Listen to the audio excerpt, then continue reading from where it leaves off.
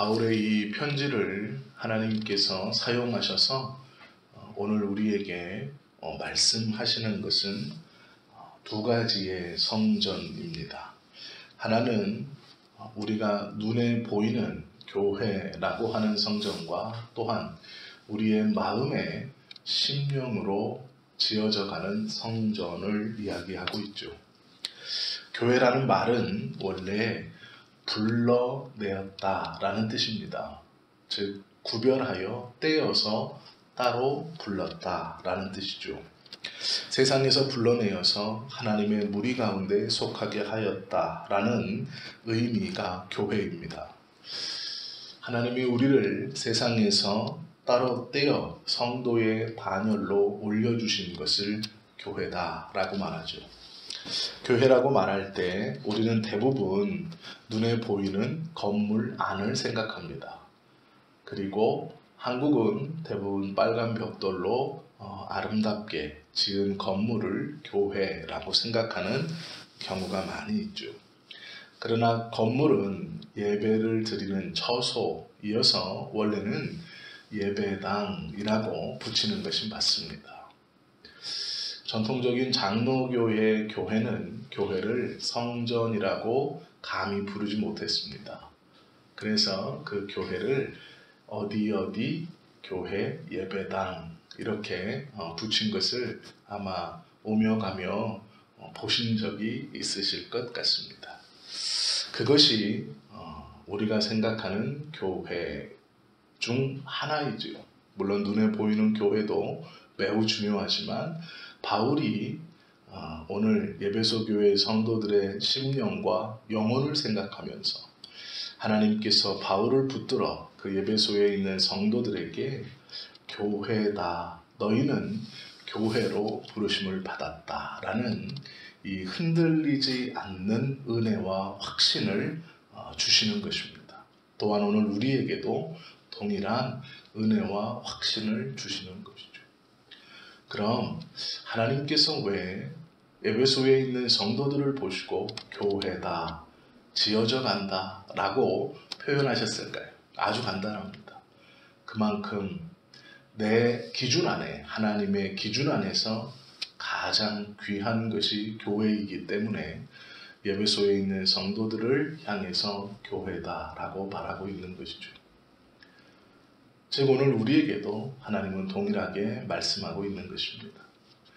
너희는 나에게 가장 귀한 교회다 라고 말씀하시는 것이죠. 또한 에베소에 있는 성도들은 완전하지 못했습니다. 하나님에 대한 믿음이 확실하지 않은 성도들이 있었고 아직도 세상에서의 신분을 가지고 교회 안에 들어와 그 신분으로 인해 서로가 온전히 어울리지 못하고 조금 벽을 세워놓고 그룹으로 모여 있었습니다. 유대인들이 그랬고 이방인들이 그랬고 부자가 한 그룹이었고 또한 가난한 자가 한 그룹이었습니다. 많이 배운 자가 한 그룹이 있었고 적게 배운 자가 또한 그룹이 나누어져 있었습니다. 초대교회 안에는 매우 다양한 인종과 다양한 사회 구성원들이 소속되어 있었습니다. 그리고 그들은 적은 의원이 모여서 함께 예배를 했습니다. 자신들이 보기에 자신들이 꿈꾸고 생각하는 온전한 교제와 하나님의 나라가 아직은 이루어지지 않았습니다. 자신들도 신앙에 비추어 나의 삶이 부족하다는 걸 알고 있었습니다. 그래서 하나님은 바울을 붙들어 지어져 간다 라고 표현하고 있는 겁니다. 비록 지어져 가고 있지만 너희는 나에게 가장 귀한 교회 공동체이다 라고 말하고 있는 것이죠. 그러면서 내 안에서 가장 귀한 너희들은 서로가 서로를 귀히 여기고 서로가 서로와 연합되어서 온전한 교회로 세워져 가는 것이다 라는 것을 말씀해 주고 있죠. 본문에 보시면 자신을 향하여 예수님께서 내가 그리스도 예수께서 친히 모퉁이 돌이 되셨다라고 20절에 기록하고 있습니다. 건물을 지을 때 가장 먼저 유대인들은 오른쪽 구석에 그 건물의 출발이 되는 돌을 세웠습니다. 그리고 그 돌을 기준으로 벽을 쌓았고 건물을 완성해 갔죠. 이것이 모퉁이 돌입니다. 우리는 건물을 다 지은 다음 한쪽에 머릿돌을 세우죠. 언제 짓기 시작해서 언제 완공했다. 이것을 머릿돌이라고 하지만 예수님께서는 머릿돌이 되신 게 아니고 건물을 다 지어놓고 이름을 탁 붙여놓은 머릿돌이 되신 게 아니라 터를 다진 후에 그 건물의 기초석인 제일 먼저 놓인 돌이 되었다. 즉 교회를 완성해 가는 데 있어서 그 시작이 되었다라고 말합니다. 그리고 그 터를 우리 예수님께서는 사도들과 선지자들의 터 위에 세웠다라고 말씀하고 있죠. 사도들은 예수님의 오심, 죽으심, 부활을 직접 보고 친히 증거했던 사람들입니다. 그리고 또한 선지자들은 구약에 다시 오실 예수님을 열망하면서 하나님의 뜻대로 백성들에게 하나님의 뜻을 가르치고 외쳤던 사람들이죠. 즉 교회는 예수님의 다시 오심을 기다리면서 하나님의 뜻을 전했던 사람들의 외침과 즉 기다림의 믿음과 그 기다리던 예수님께서 이 땅에 오시고 우리를 위하여 죽으시고 부활하신 그 놀라운 사역의 터를 잡고 그 위에 예수님께서 친히 모퉁이 돌이 되어서 지어져 가는 아주 귀하고 복된 것이라는 것이죠. 그 귀하고 복된 교회가 너희들이다 라는 것이죠. 즉 너희는 모퉁이 돌이며 기초석인 예수님과 연합되어져 가고 있는 나의 눈에 가장 귀하고 복된 사람들인 교회다 라고 말씀해 주시는 겁니다. 이 말씀이 우리에게 소망이 됨은 우리도 또한 그리스도 안에서 그리스도와 연합되어 그리스도의 아버지이신 하나님이 우리의 아버지가 되어 주신다는 것에 소망이 있는 것이죠. 나의 의나 나의 힘으로 하나님을 아버지라고 붙드는 것은 불완전합니다. 왜 그럴까요? 우리는 사람까지 갈 것도 없고 우리는 때로는 하나님의 은혜를 잊어버리고 세상의 어려움과 고통에 둘러싸이면 하나님을 원망하기도 하고 하나님의 말씀을 잊어버리기도 하고 우리의 마음이 죄 가운데 분노함 가운데 거하기 때문이죠. 우리의 무엇으로 하나님을 아버지로 붙들고 있다면 우리는 때때로 그 붙드심을 잊고 또한 죄악 가운데 행하며 그것을 온전히 붙들지 못할 것입니다.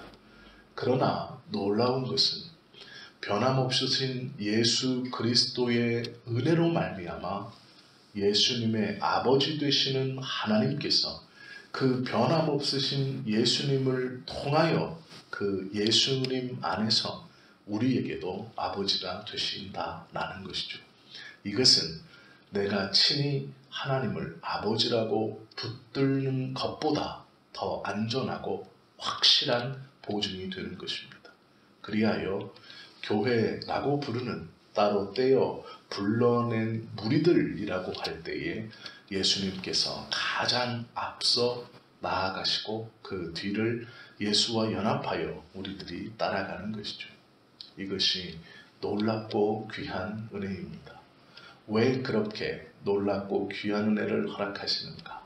우리를 하나님께서 내가 생각하고 내 안에서 가장 귀하고 복된 사람으로 부르시기 위해서죠.